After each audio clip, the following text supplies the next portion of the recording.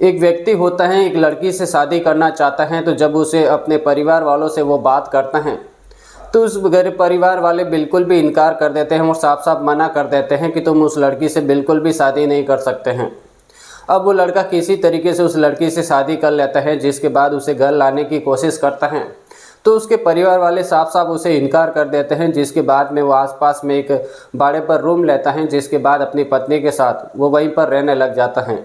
अब धीरे धीरे वक्त बीतता है। वक्त बीतने के साथ उसके 3 बच्चे होते हैं, जो कि 7-8 महीने के अंतराल ही अचानक वो बीमार होते हैं। बीमार होने के बाद जो है उस दुनिया को छोड़कर चले जाते हैं और इसी तरीके से उसके 3 बच्चे जब इस दुनिया को छोड़कर चले जाते हैं तो वो व्यक्ति काफ़ी ज़्यादा परेशान होने लग जाता है, जिसके बाद वो शराब का आदी हो जाता है। उसी टेंशन से लेकर वो काफ़ी ज़्यादा शराब पीने लग जाता है और फिर एक दिन अपनी ट्रक को वो फिर से चलाने लगता है, यानी ड्राइवर का वो काम करने लग जाता है। जिसके बाद उसे वक्त नहीं मिलता है तो वो घर पर भी नहीं आता है, जिसकी वजह से अकेली पत्नी उसकी काफ़ी ज़्यादा डर रही होती है।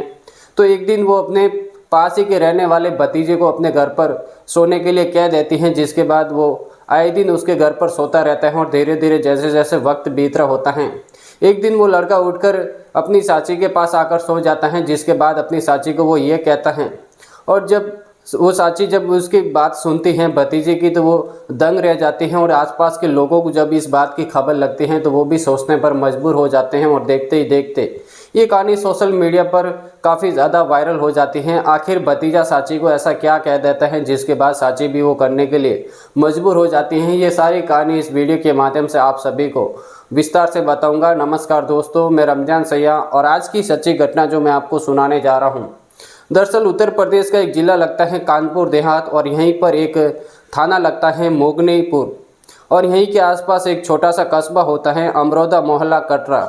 और यहीं के रहने वाले मोहम्मद कासिम वो ट्रक ड्राइवर का काम कर रहा होता है, यानी ड्राइविंग का वो काम करता है। और जब वो इधर इधर एक दिन अपने परिवार वालों के आसपास कहीं जाकर जब एक दिन रुकता है तो उसे अचानक एक लड़की पसंद आ जाती है, जिसके बाद उस लड़की से वो बात करता है और उस लड़की का नाम होता है समा परवीन। एक दिन उन दोनों की अच्छी खासी गहरी दोस्ती हो जाती है, दोनों एक दूसरे के प्यार के प्रेम प्रसंग के अंदर आ जाते हैं। जिसके बाद मोहम्मद कलीम जो होता है वो एक दिन समा परवीन से कहता है कि मैं तुमसे शादी करना चाहती हूँ। तो समा परवीन भी मोहम्मद कलीम से कहती हैं कि मैं भी तुमसे शादी करना चाहती हूँ। जब दोनों एक दूसरे के परिवार वालों से जब बात करते हैं तो मोहम्मद कलीम के पिता जो हैं बिल्कुल भी साफ इनकार कर देते हैं कि तुम समा परवीन से कभी शादी नहीं कर सकते हैं, क्योंकि हमारी उनके साथ कोई भी जान पहचान नहीं है।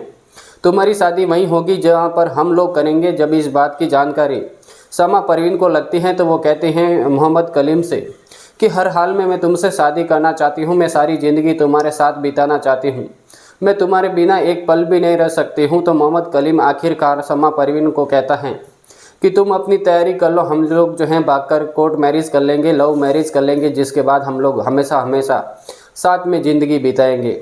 जब इस बात की पता जब समा परवीन को लगती है तो वो अपनी सारी तैयारियां कर लेती हैं। जिसके बाद मोहम्मद कलीम को कहती हैं कि आज ही के दिन जो है हमें लव मैरिज करनी होगी, कोर्ट मैरिज करनी होगी।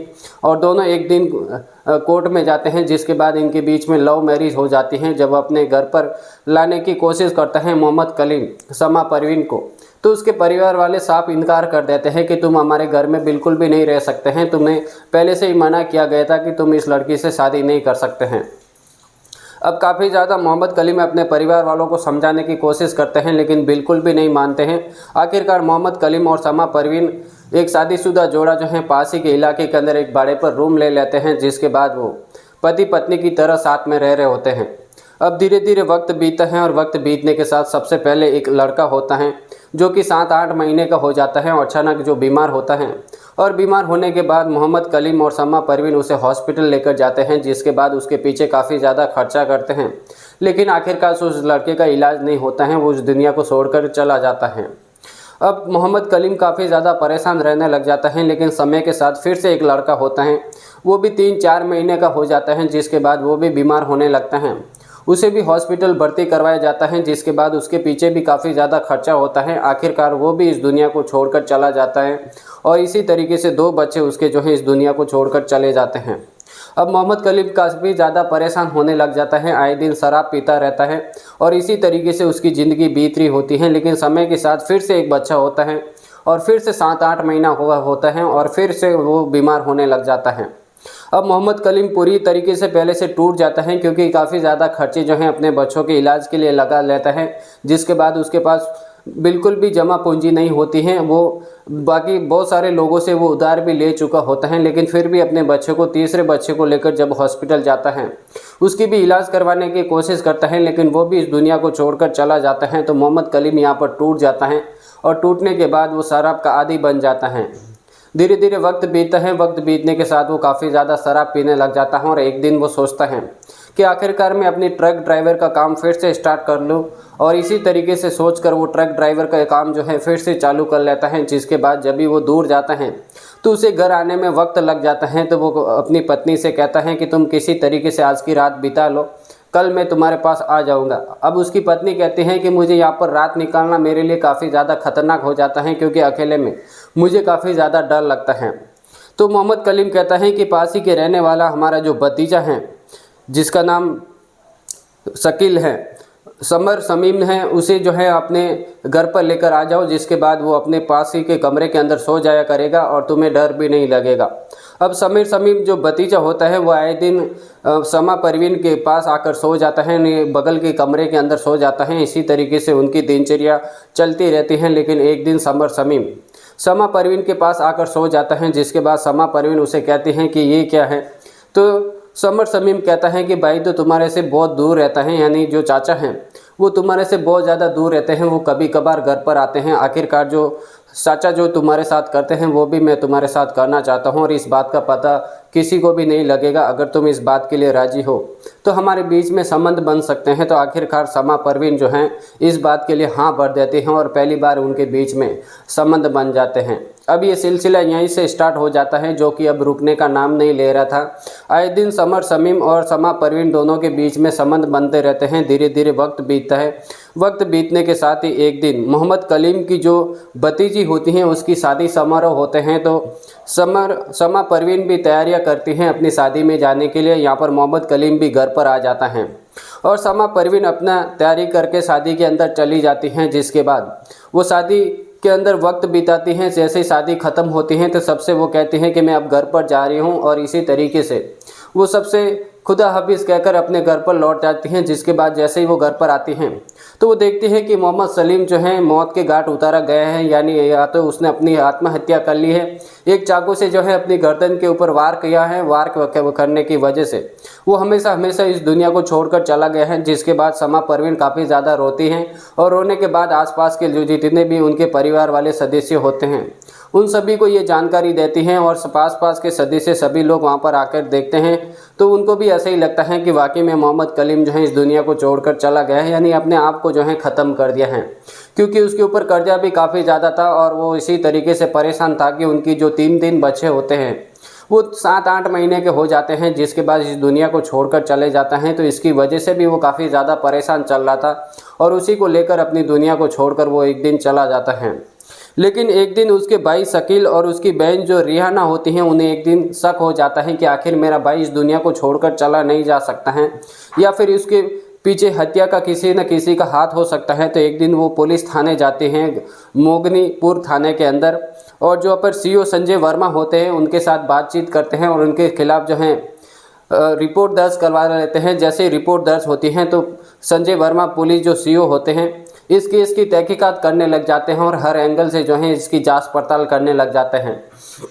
अब दोनों का फ़ोन जो है सर्विलांस पे लगा दिया जाता है, जिसके बाद समा परवीन का जो सर्विलांस पे फ़ोन लगा होता है वो बार बार बात समर समीम से किया करती थी। इसी वजह से आखिरकार समा परवीन को जो है गिरफ्तार करती हैं पुलिस, और पुलिस थाने में लाकर जब उसे पूछताछ करते हैं तो समा परवीन कहती है कि मैं तो शादी के अंदर गई थी, मेरा उससे कुछ लेना देना नहीं। मैं जैसे ही घर पर लौटती हूँ तो मेरा पति मोहम्मद कलीम जो है मौत के घाट, यानी वो अपने आप को इस दुनिया को छोड़कर चले जाते हैं, यानी वो आत्महत्या कर लेता है। जब ये सारी कहानी पुलिस वाले को सुनाते हैं तो आखिरकार पुलिस जो है उसे सख्ती के साथ पेश आती हैं, और फिर उससे जब पूछताछ करने की कोशिश करती हैं तो आखिरकार समा परवीन टूटती हैं। टूटने के बाद एक कहानी सुनाती हैं कि वो कहती हैं कि आज से करीबन 13 साल पहले हमारी शादी होती है, लव मैरिज होती है। हम दोनों एक दूसरे के साथ जो है पति पत्नी की तरह रह रहे होते हैं।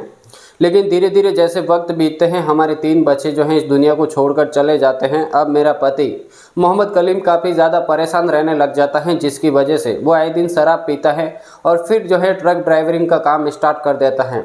अब वो घर पर नहीं लौटते हैं तो मुझे घर पर काफ़ी ज़्यादा डर लगता है। तो मेरे पास ही का रहने वाला भतीजा, जिसका नाम समर शमीम है, वो मेरे घर पर सोया करता था। हम दोनों के दूसरे के प्रेम प्रसंग के अंदर आ जाते हैं। हमारे बीच के अंदर अनैतिक अवैध संबंध बनने लग जाते हैं। अब इसी तरीके से धीरे धीरे वक्त बीत रहा होता है। एक दिन मोहम्मद कलीम रात के टाइम पे घर पर आ जाता है, जिसके बाद हम दोनों को आपत्तिजनक स्थिति के अंदर देख लेता है। इसकी वजह से मोहम्मद कलीम और हमारे बीच में जो है काफ़ी ज़्यादा क्ले पैदा हो जाता है। हमारे बीच में आए दिन झगड़े पैदा हो जाते हैं और ऐसे ही धीरे धीरे वक्त बीत रहा होता है। एक दिन हमारी भतीजी का शादी होता है, तो मैं शादी से पहले समर शमीम से ये कहती हूँ कि मेरे पति को जो है मौत के घाट उतार दो, जिसके बाद हम शादी के अंदर चले जाएंगे, किसी को कानो कान खबर नहीं लगेगी। और शादी के बाद जब हम फिर से लौटेंगे तो हम सभी को ये बोल देंगे कि मोहम्मद कलीम अपने आप को जो है इस दुनिया को छोड़कर चला गया है, यानी उसने आत्महत्या कर ली है। हम लोग समय के अनुसार षड्यंत्र रचते हैं, जिसके बाद एक चाकू लाते हैं। चाकू लाकर मोहम्मद कलीम के जो है गले पर वार कर देते हैं, इसको हमेशा हमेशा के लिए इस दुनिया से हटा देते हैं। और फिर हम लोग शादी के अंदर चले जाते हैं, जिसके बाद किसी को पता नहीं लगता है। शादी ख़त्म हो जाती है। सबको मैं ये कहकर आती हूँ कि मैं घर पर जा रही हूँ। मैं जैसे ही घर पर आती हूँ तो सबको इस बात की खबर दे देती हूँ कि आखिरकार मोहम्मद कलीम जो है इस दुनिया को छोड़कर चले जाते हैं। वो अपने आप को मौत के हवाले कर देते हैं। जब इस बात की जानकारी सभी को मिलती है तो आखिरकार उसके जो भाई शकील और बहन रियाना होती हैं, उसे शक होता है। वो आखिरकार थाने में जाते हैं, इसके खिलाफ रिपोर्ट दर्ज करवा लेते हैं, जिसकी वजह से समा परवीन और समर शमीम दोनों जन को गिरफ्तार कर लेते हैं। और गिरफ्तार करने के बाद उन दोनों को हमेशा हमेशा के लिए जेल की सलाखों के पीछे भेज देते हैं। आज की कहानी सुनाने का मकसद हमें किसी को ठेस पहुंचाना नहीं, किसी को तकलीफ पहुंचाना नहीं, बल्कि आप जहाँ भी रहते हैं सेफ रहिए, सुरक्षित रहिए और सावधान रहिए। इसी तरीके की क्राइम की कहानियां हर रोज़ अगर आप देखना चाहते हैं, सुनना चाहते हैं, तो इस वीडियो को लाइक और चैनल को सब्सक्राइब करना बिल्कुल भी नहीं भूलें। इस वीडियो के अंदर आप सभी अगर अपना नाम लेना चाहते हैं तो नीचे डिस्क्रिप्शन बॉक्स में आपका नाम और पता ज़रूर से लिख देना। नेक्स्ट वीडियो के अंदर आप सभी का नाम ज़रूर से लिया जाएगा। तब तक के लिए दीजिए हमें इजाज़त। जय हिंद, जय जवान।